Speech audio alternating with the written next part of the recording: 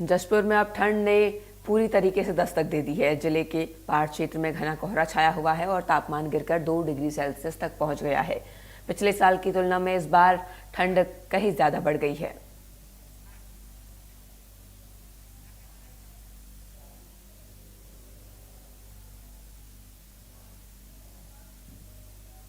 कि हम अपनी प्राचीन भारतीय संस्कृति को पुनः प्रतिष्ठित करें और उसके साथ साथ में अब आधुनिक भारत बनाएं। तो हम अपनी जड़ों के साथ जुड़े रहते हुए अब नए भारत का निर्माण करें, ये मंत्र था। और इस मंत्र की साधना के मार्ग में पिछले 11 साल में हमने देखा कि किस तरह से में परिवर्तन हुआ। मैं उन सब उदाहरणों में नहीं जाऊंगा, बट मैं कर्तव्य पथ से लेकर के राम मंदिर के निर्माण तक सब विषयों पर चर्चा कर सकता हूं। लेकिन उस सब के चलते हुए भारत आज मैं जिम्मेदारी के साथ में कह सकता हूं कि भारत सांस्कृतिक पुनरुद्भव, कल्चरल रिनासा के दौर में पहुंच गया है। जब एक बार फिर सामान्य भारतीय ने अपनी संस्कृति के प्रति सम्मान का भाव जो है अपने आप में हृदयंगम किया है, अपने आप में उतारा है, अपने जीवन में समाहित किया है। और कोई भी संस्कृति, उसका सम्मान, उसकी पहचान विश्व के धरा, विश्व के पटल पर तभी बन सकती है जब उस संस्कृति के संवाहक, उस संस्कृति का पालन करने वाले लोग उस पर गर्व करें। और आज हम देखते हैं कि किस तरह से भारतीयों का भारत की संस्कृति के प्रति सम्मान नए सिरे से बन रहा है। अब इसको दूसरे परिप्रेक्ष्य में देखें जी। माननीय प्रधानमंत्री जी के नेतृत्व में जिस तरह से भारत ने प्रगति की है, वो प्रगति इंफ्रास्ट्रक्चर के दृष्टिकोण से हो सकती है, वो प्रगति साइंस एंड टेक्नोलॉजी के क्षेत्र में हो सकती है, वो प्रगति जो है हमको जितने भी जीवन के पक्ष उन सब में होती हुई दिखी है। देश के 30 करोड़ लोग गरीबी की रेखा से बाहर निकले, देश के करोड़ों लोगों को बुनियादी आवश्यकताओं के संघर्ष से मुक्ति मिली। और जब देश में इस तरह का परिवर्तन होते हुए देश के साधारण व्यक्ति ने, गरीब व्यक्ति ने देखा और उसे ये महसूस हुआ, या आभास हुआ कि पहली बार कोई सरकार हमारे भले के लिए और दूरगामी भले के लिए काम कर रही है, तो उसका सरकार में भी विश्वास बना और सरकार के मुखिया की बात में भी विश्वास बना। और इस सब के चलते हुए, इस देश के परिवर्तन को देखते हुए, परिवर्तन को जो है कि साक्षी बनते हुए लोगों का देश की भावना, देश की आस्था, देश की संस्कृति में पुनः विश्वास स्थापित हुआ है। और जब हमने अपनाना शुरू किया, हमारा विश्वास स्थापित हुआ, तो विश्व भर ने स्वीकार्यता प्रदान की। अभी आपने देखा 3 दिन पहले, 4 दिन पहले दीपावली को जो है विश्व की धरोहर के त्योहार के रूप में नामित किया गया जी। इससे पहले जब है हमने दुर्गा पूजा को नामित कराया था, और एक लंबी श्रृंखला 16 ऐसी कल्चरल प्रैक्टिसेस को हम नामित कराने में कामयाब हुए हैं। निश्चित रूप से भारत के प्रति देखने की दृष्टि भारतीयों की भी बदली और विश्व की भी बदली है तदनुसार। और जब ये परिवर्तन होता है, तब इसका फॉलोआउट, इसका जो इसका डिविडेंड जो है वो टूरिज्म को मिलता है। देश जब आर्थिक रूप से प्रगति करता है, समाज के पास डिस्पेंसेबल इनकम अपनी जेब में होती है, तो निश्चित रूप से जो है पर्यटन बढ़ता है। और भारत सांस्कृतिक रूप से, ऐतिहासिक रूप से सांस्कृतिक पर्यटन को डीएनए में समाहित करने वाला देश है। हमारे यहाँ घर में आदमी के पास 2 पैसे होंगे तो वो निश्चित रूप से तीर्थ यात्रा पर जाएगा। तो इस तरह से जो है ये भारत की प्रगति का जो परिणाम, वो टूरिज्म में वृद्धि के रूप में पिछले 1 साल में, कुंभ के आंकड़ों को मैं अलग छोड़ दूं 66 करोड़ को, तो भी 294 करोड़ लोगों ने यात्रा जो है एक रात्रि एटलीस्ट घर से बाहर निकल करके रात्रि कहीं गए होंगे और वापस आए होंगे। पर्पस कोर टूरिज्म नहीं होगा, शायद व्यापार भी हो सकता है, व्यवसाय भी हो सकता है, लेकिन 294 करोड़ यात्राएं हुई है, वो पूरी दुनिया में कहीं कोई देश कल्पना कर सके ऐसा भी संभव है। बिल्कुल आपने सही कहा। इसलिए हमारा जो विषय है वो ये भी है कि राम राज्य है सबका विकास। राम का मतलब सिर्फ एक संकेत नहीं बल्कि राम का मतलब सनातन है, और सनातन में सरकार किस तरह से चलती है, वहाँ के व्यापार का विकास किस तरीके से होता है, लोगों के सर्वांगीण विकास किस तरीके से समाहित होते हैं, वो सारी चीजें होती हैं। इसलिए सनातन भी जुड़ा रहे, राम राज्य भी जुड़ा रहे, लोगों का सर्वांगीण विकास भी होता रहे, इसकी परिधि में सरकार काम कर रही है। लेकिन उस काम करने के दौरान कहीं ना कहीं ये आरोप लगते हैं कि सरकार धर्म के ऊपर पूरी तरह से फोकस है, आधारित है। तो क्या वाकई ऐसा है, या धर्म को जोड़ते हुए सर्वांगीण विकास जिसमें इंफ्रास्ट्रक्चर भी आता है, रोजगार भी आता है, उस पर सरकार आगे बढ़ रही है? देखिए, मैं जो लोग इस तरह की टिप्पणियां करते हैं या इस तरह की सोच रखते हैं, मुझे उनकी सोच की क्षुद्रता पर तरस आता है जी। और ऐसा इसलिए कि जो ऐसी टिप्पणियां करते हैं वो धर्म का सही अर्थ जानते नहीं है और धर्म और पूजा पद्धति के बीच का विभेद नहीं समझते हैं। धर्म और संस्कृति का जुड़ाव है जो उसको वो महसूस भी नहीं कर सकते, समझ भी नहीं सकते। इसलिए ऐसे लोग जो इस तरह की टिप्पणियां करते हैं, मुझे लगता है कि उस पर डिस्कशन करना भी अपना समय व्यर्थ करने के बराबर है। लेकिन मैं इतना अवश्य कहूंगा कि सनातन संस्कृति जो हजारों साल से प्रवाहमान है, आज भारत का लिखित इतिहास उठा करके देखा जाए तो 10,000 साल से भी ज्यादा कहीं लंबी हमारी सनातन परंपरा है जो कंटिन्यूटी है, जिसमें कहीं किसी तरह का ब्रेक नहीं है जी। और ऐसा दुनिया में शायद एकमात्र भारत ही ऐसा देश है जिसमें इतनी पुरानी सभ्यता आज तक निरंतर प्रवाहमान है, उन्हीं मूल्य और मान्यताओं के साथ में प्रवाहमान है, उसमें कहीं परिवर्तन नहीं हुआ। और तभी माननीय प्रधानमंत्री जी ने गर्व के साथ में आइकॉनिक प्लेसेस जो अपने राष्ट्रपति भवन के सामने के दोनों भवन नॉर्थ एंड साउथ ब्लॉक जो लगभग 100 साल से भी ज्यादा समय तक देश की सत्ता के केंद्र रहे, वो देश की सनातन संस्कृति के संवाहक बने, वो सनातन संस्कृति वहां आकर के लोग समझ सकें, इस संस्कृति की सनातनता को समझ सकें और 10,000 साल के इस निरंतर प्रवाह को अनुभव कर सकें। इसको लेकर के माननीय प्रधानमंत्री जी ने युगीन भारत म्यूजियम संग्रहालय उन दोनों भवनों में बने, इसकी संकल्पना की है और मुझे पूरा विश्वास है कि शीघ्र आने वाले कुछ वर्षों में निश्चित रूप से लोगों को वो प्रवाह वहां दिखाई देगा। और मैं जिम्मेदारी से एक बात कहता हूं कि प्रधानमंत्री जी के मार्गदर्शन में जिस तरह से हम उन दोनों म्यूजियम्स को बनाने की रचना कर रहे हैं, एक बार उसमें घुस करके जो बाहर निकलेगा और इस 10,000 साल के इस यात्रा का साक्षात्कार करेगा, वो यदि भारतीय होगा तो उसका अपने आप को भारतीय होने के चलते हुए अपने मन में एक गर्व की अनुभूति लेकर के निकलेगा। और यदि वो भारत का निवासी नहीं होगा तो वो भारत के प्रति एक सम्मान का भाव लेकर के वहां से बाहर निकलेगा। भारत दो रास्तों पर एक साथ चलना चाहता है, पश्चिम की अगर छोड़ दिया जाए। एक तरफ तो एआई का समय चल रहा है और बहुत तेजी से लोग डिजिटलीकरण की तरफ आगे बढ़ रहे हैं। दूसरी तरफ भारत की जो पुरातन संस्कृति है वो ये मानती है कि कहीं ना कहीं उसमें जो एक चरित्र है वो बहुत महत्वपूर्ण विषय है। सरकार भी इसी तरह का प्रयास कर रही है। ज्ञान भारतम जो कि पांडुलिपियों का डिजिटलीकरण है, या उसे उस तरफ आप एक लेकर कोशिश कर रहे हैं। तो क्या आप मानते हैं कि ये चाहे वो समाज में हो या शिक्षा में हो, एक तरफ आप ज्ञान के लिए डिजिटलीकरण कर रहे हैं, दूसरी तरफ संस्कृति को बनाए रखना और उसकी जानकारी के लिए युवाओं को या शिक्षकों को वो भी जरूरी है? मुझे लगता है कि भारत की संस्कृति में हम विश्व को देखें और वर्तमान के साथ में जिएं, इसको लेकर के कहीं कोई जो है टैबू नहीं है, कहीं कोई अवरोध नहीं है। आप एक बार समय की सीमित है, वरना श्वेत केतु की कथा पढ़िएगा तो आपको समझ में आ जाएगा कि इसकी संस्कृति का सार क्या है।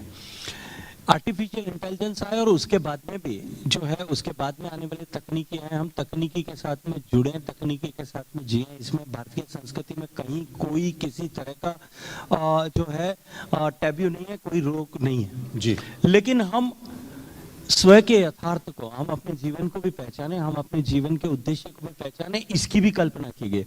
सो हम जड़ों के साथ जुड़ करके और विश्व को देखें। ये भारत की संस्कृति की हमारे ऋषियों मुनियों ने जिसकी स्थापना की, संकल्पना की, उसका विधान है। हमारे जड़ों में भी विज्ञान था, क्योंकि जब राम ने तीर निकाला था लेकिन उस वक्त ये हुआ था कि समुद्र को सुखा देंगे। आज भले उसकी अणुबम में चर्चा होती हो, लेकिन ये आप कह रहे हैं तो ठीक है, अगर मैंने कह दिया तो शायद हो सकता है कि शाम तक कोई ट्रॉल आर्मी पीछे पड़ेगी। लेकिन मैं इतना अवश्य कहूंगा कि जिन पांडुलिपियों की आपने बात की है, बहुत सारे फॉल्स नैरेटिव्स जो दुनिया में बने हैं, या आज जिनकी चर्चा होती है, आपको, मुझे, सबको, ये बहुत सारे युवा साथी यहाँ बैठे हैं, उन सबको भी किताबों में यही पढ़ाया गया होगा। अगर आज अभी आपने पांडुलिपियों के डिजिटाइजेशन की बात की, वो हम केवल डिजिटाइजेशन तक सीमित नहीं रखेंगे। प्रधानमंत्री जी का जो मार्गदर्शन है उसके अनुरूप ऐसी सारी लगभग 1 करोड़ से ज्यादा पुस्तकें जो हस्तलिखित हैं, जो बार्क पे, बिर्च पे, पेड़ की छाल पे, कहीं ताड़पत्र पे, भोजपत्र पे, सिल्क के कपड़े पे, कागज पे लिखी गई हैं, उस धरोहर का हम डिजिटाइजेशन करें, अलग अलग भाषाओं में जो लिखी गई है, अलग अलग विषयों पर लिखी गई है, उनको कंप्यूटर रीडेबल फॉर्मेट में लेकर के आए, ताकि एआई बेस्ड सर्च इंजन जब उस पर ढूंढना शुरू करे या उसका अनुवाद करे तो उसमें कहीं किसी तरह की रुकावट न हो। इसके पीछे लक्ष्य क्या है? भारत की जो ये हजारों हजारों सालों की ज्ञान परंपरा है, ये ज्ञान परंपरा से हम दूर हुए, इसके कारण से हमने जो है अपने पर, स्वयं पर विश्वास खो दिया। ऐसा इसलिए मैं एक उदाहरण देकर के आपके सामने स्पष्ट करना चाहता हूं। ये जितने सारे लोग यहाँ युवा साथी बैठे हैं, मगर इनसे पूछूं कि धरती सूरज के चक्कर लगाती है, यह सिद्धांत किसने दिया था? सब लोग निश्चित रूप से कहेंगे गैलीलियो ने एस्टैब्लिश किया, उससे पहले कोपरनिकस ने इसका थ्योरी दिया था। गैलीलियो कब पैदा हुए थे? अभी 500 साल पूरे नहीं हुए हैं, 450 साल उनके देहांत को 450 साल से भी कम समय हुआ है। जब गैलीलियो ने ये एस्टैब्लिश किया तो उस समय के सत्ताधीशों ने उसको उठा करके सूली पे चढ़ाने का आदेश कर दिया कि जिस धरती पर हम जार जैसे लोग रहते हैं, वो किसी सूरज के परिक्रमा कैसे लगाते हैं, जो लगाएगा वो हमारी परिक्रमा लगाएगा। वो ये मानने को तैयार नहीं थे। उसको कहा गया कि ऊपर लटका दिया, नीचे अगर सही अभी भी कह दो कि नहीं धरती चक्कर नहीं लगाती, सूरज धरती के चक्कर लगाता है, तो हम मान लेंगे और तुमको नीचे उतार देंगे, माफ कर देंगे। उसको नीचे उतारा, उस बेचारे ने हाँ भर लिया कि जो कहो वो ठीक है यार, छोड़ो, मेरी जान छुड़ाओ। लेकिन भारत में आर्यभट्ट ने आज से 2500 साल पहले ये एस्टेब्लिश कर दिया था कि धरती और सूरज के बीच की दूरी कितनी है, उनकी सरकमफ्रेंस कितनी है, उसको चक्कर काटने में धरती को कितना समय लगता है, चंद्रमा धरती के कितने समय चक्कर काटता है, और हमारी इस सौरमंडल के बाकी ग्रह कितने कितने और उनके बीच की दूरियां कितनी है। अब ये मेरी जनरेशन को, मेरे बाद वाली जनरेशन को न तो पढ़ाया गया न बताया गया। अगर कोई मेरे जैसा आदमी कह भी देता तो शायद शाम को ट्रॉल आर्मी उसके पीछे पड़ जाती कि ये कहां से बुर्जुआ बात कर रहे हैं। अब अगर आपने जैसा कहा कि भगवान राम के बाण में इतनी ताकत थी कि समुद्र को सुखा सकते थे, ये बात कोई कह भी देता तो शायद उसको लेकर के कई तरह के आक्षेप लगाए जाते। शायद कोई ये कहता कि ये जो है पुष्पक विमान में बैठ करके राम जब वापस आए थे अयोध्या और उस समय रावण के पास में विमान था, ये कह देते तो शायद उसके ऊपर किसी तरह के प्रश्न खड़े किए जाते। या इसके अतिरिक्त भी कई तरह के विषय हो सकते हैं जिनको लेकर के इस तरह की चर्चा की जा सकती है। लेकिन जब ऐसी पुस्तकों में जो आज से 2000 साल पहले, 1000 साल पहले, 500 साल पहले जो है लिखी गई और लिख करके उसको एस्टेब्लिश किया गया, अगर उन पे उस लिखे हुए ज्ञान को हम बाहर लेकर के आएंगे तो हमारे पास में एक एविडेंशियल प्रूफ होगा, प्रूफ विद एविडेंस होगा, दैट हम इसको दिखा सकते हैं कि ये 500 साल पहले तो किताब में लिख दिया गया था। इसलिए ये जो फॉल्स नैरेटिव्स हैं, ये इस मैन्युस्क्रिप्ट मिशन के माध्यम से निश्चित रूप से ये फॉल्स नैरेटिव टूटेंगे, और टूटने के बाद में ये जो जैन जी है, इसका भारत के प्रति विश्वास और भारत का सम्मान दोनों जो है कई गुना अभिवृद्धि होगी। और जो समाज और जिस समाज के नागरिक अपने राष्ट्र की संस्कृति और सांस्कृतिक परंपराओं में और सांस्कृतिक धरोहर में और अपने इतिहास पर गर्व करना प्रारंभ कर देते हैं, उनकी प्रगति की गति को कोई नहीं रोक सकता। इसमें कोई शक नहीं है। और भारत जो ज्ञान भारतम, जो पांडुलिपियों का डिजिटलीकरण हो रहा है, जब वो निकल कर आएगा तो मुझे लगता है कि पूरा विश्व चौंक जाएगा, क्योंकि उसमें इतना ज्ञान होगा, इतनी जानकारियां होगा। और निश्चित तौर पर आपका जो मंत्रालय है वो उसके लिए बधाई का पात्र है। जोरदार तालियों के साथ मैं कहूंगा एक बार स्वागत किया जाए। एक बात और मैं कहना चाहता हूं, आज का जो राम राज्य है ये चौंकाता बहुत है। पहले तो ये परायों को बहुत चौंकाता था कि पता नहीं क्या हो जाएगा, बहुत सारी ऐसी योजनाएं हैं, कभी 8 बजे।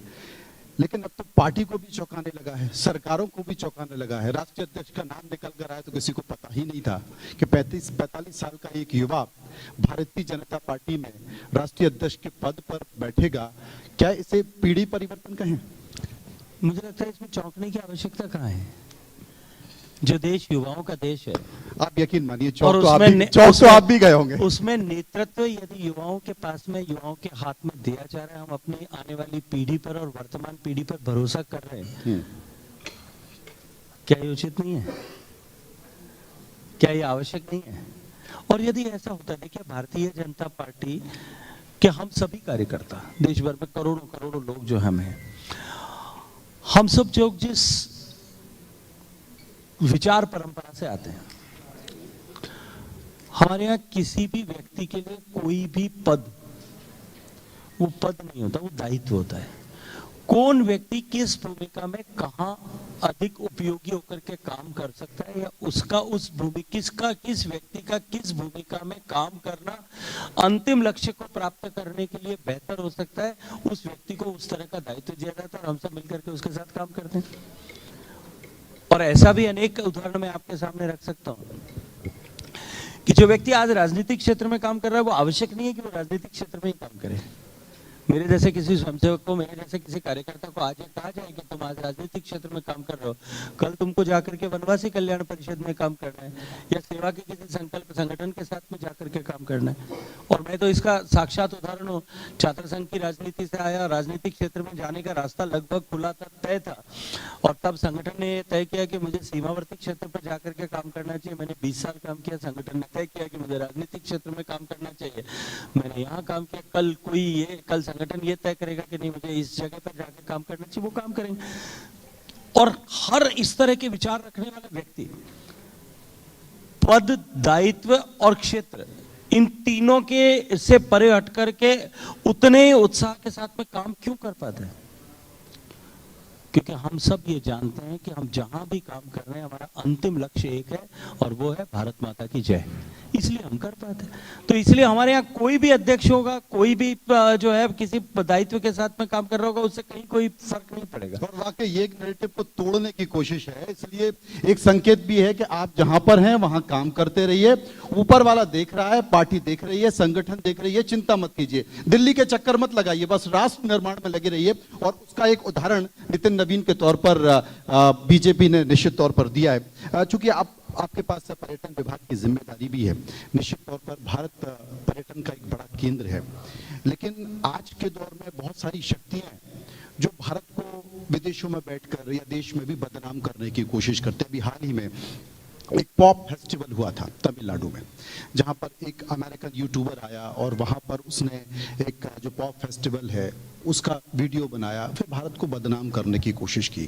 तो क्या इसके लिए पर्यटन मंत्रालय, क्योंकि पर्यटन एक बड़ा केंद्र है, व्यवसाय का, रोजगार भी, उसके लिए कुछ प्रयास कर रहा है? जो तमाम ऐसी शक्तियां हैं जो डिजिटल के माध्यम से या प्रचार के माध्यम से भारत की जगह को, पर्यटन स्थल को या उसकी दिशा को बदनाम करता है? देखिए, पर्यटन प्रिडोमिनेंटली राज्य सरकारों का विषय है। राज्य सरकार इस विषय में जागरूक होकर के राज्य सरकारों को काम करने की आवश्यकता है। लेकिन जो आपने कहा, मैं उससे आगे बढ़ करके बात करता हूं। देश के बाहर बैठी हुई शक्तियां भारत के इस पुनरुद्धार से, भारत के इस पुनर्जागरण के दौर से निश्चित रूप से उनके मन में कहीं ना कहीं जो है क्षोभ होगा। जो भारत विरोधी ताकतें हैं, भारत की बढ़ती हुई ताकत से उनके पेट में दर्द हो, यह स्वाभाविक है। और इसलिए वो जिस किसी भी हथकंडे के माध्यम से हो, भारत के इस विकास को रोकने के लिए निश्चित रूप से काम कर रहे होंगे, करेंगे भी। लेकिन इस जो फॉल्स नैरेटिव गढ़े जा रहे हैं, उन फॉल्स नैरेटिव्स को गढ़े जा रहे फॉल्स नैरेटिव को तोड़ने की जिम्मेदारी क्या सरकार की है? मैं तो आपसे प्रश्न करूंगा, क्या मीडिया चैनल्स की नहीं है? भारत में एक छोटी सी घटना अगर होती है, एक छोटी घटना, जिस तरह से उस घटना को मीडिया के लोग दिखाते हैं। अभी 2 दिन पहले ऑस्ट्रेलिया में इतनी बड़ी घटना हुई, उसको लेकर के ऑस्ट्रेलियन मीडिया ने उसको लेकर के कोई ऐसा हाइप क्रिएट नहीं किया होगा। अमेरिका में घटना हुई, व्यक्ति की, हिंदुस्तानी मूल के व्यक्ति की गर्दन काट दी गई, उसको फुटबॉल की तरह किक मार करके भगाया गया। ऐसी सैकड़ों घटनाएं वहां होती होंगी। रोज स्कूल में हर सप्ताह में एक शूट आउट होता होगा, लेकिन उसके चलते हुए अमेरिका के अगेंस्ट कोई जो नैरेटिव खड़ा किया जाता है, न वहां के लोग करते हैं, न वहां की मीडिया करते हैं। हमारे यहां अगर एक घटना हो जाए, उसको लेकर के सारे आपके साथी जितने आपके मित्र हैं वो सब उसको लेकर के पिल पड़ेंगे, ताकि पूरे विश्व भर में भारत की छवि जो है एक बार में धूमिल हो जाए। मित्र, हमको भी सबको उत्तरदायित्व के साथ में, सेंस ऑफ रिस्पॉन्सिबिलिटी के साथ में काम करना है। हम चिन्हित करते तो हैं। हम सबको भी उसमें जो है आपकी फ्रेटर्निटी के लोगों की भी, और केवल मैं मीडिया तक नहीं, देश के हर व्यक्ति को इस सेंस ऑफ रिस्पॉन्सिबिलिटी के साथ में कि इस ईरा ऑफ ट्रांसफॉर्मेशन में what role we need to play, हमको क्या करना है, अपनी भूमिका को हम कैसे जो है, हम असट साइड में कैसे हो, कैसे हम देश को इस विकास के पहिए को, घूमते हुए पहिए को गति प्रदान करने के लिए काम करेंगे। आपको काम करना पड़ेगा। जी, कार्तिक जी कोई सवाल पूछना चाहते हैं? जरूर सर, मैं हरियाणा से आता हूं तो हरियाणा का सवाल पूछूंगा। Two Kartik sitting together, so I thought मैं कार्तिक तो मुझे सवाल पूछेंगे, पार्लियामेंट में पूछेंगे, यहाँ नहीं सर, मैं ये हरियाणा के संदर्भ में है। राखी गढ़ी एक इंडस वैली सिविलाइजेशन की सबसे पुरानी सभ्यता में लगभग 8000 साल पुरानी है और हरियाणा में हिसार के जिले में पड़ती है। इसको लेकर आपका विभाग क्या कर रहा है और सरकार की क्या नीति है, इसमें थोड़ा दृष्टिकोण डालें। बहुत अच्छा प्रश्न किया। राखी गढ़ी और सनौली दो ऐसी जगह हैं जिन्होंने एक बहुत नए नैरेटिव को दुनिया में जन्म दिया। सामान्यतया इतिहास का अध्ययन करने वाले लोग ये कहते थे कि रथ का पहिया जो है, जिसके पहिए का आविष्कार वो कहीं चाइना में हुआ और उसके बाद में वो यूरोप में गया और वहां से घूम करके भारत में आया। भारत में बहुत लेट आया, भारत में नहीं था। लेकिन 3000 BC का रथ का पहिया हमको फॉसिलाइज्ड अवस्था में मिला। तो ये एस्टेब्लिश हो गया कि 5000 साल पहले हिंदुस्तान में रथ था। जो आज तक डेटिंग हुई थी उससे 2000 साल पहले भी था। और ये तो महाभारत के काल का जो है के साथ तो उसका डेटिंग मैच करता है। लेकिन हम तो ये कहते हैं कि उससे पहले भी रथ हुआ करते थे, उससे पहले भी विमान हुआ करते थे, कभी समय आएगा कि वो निकलेगा। इसलिए राखी गढ़ी निश्चित रूप से हमारे लिए बहुत इंपॉर्टेंट साइट है। राखी गढ़ी पर जो है, राखी गढ़ी एक टूरिज्म साइट के रूप में डेवलप हो और राखी गढ़ी के जो एक्सकेवेटेड एरियाज हैं उनको हम डेवलप करके वहाँ हाई एंड म्यूजियम एक्सपीरियंस बनाएं। इसके ऊपर हम पूरे एक कंसोलिडेटेड हॉलिस्टिक प्रोजेक्ट पर एक साथ काम कर रहे हैं। 2-3 छोटे छोटे सवाल, रैपिड फायर जैसे कह सकते हैं। SIR से कितने विदेशी बाहर जाएंगे? जितने होंगे वो सब सारे चले जाएंगे। समय सीमा?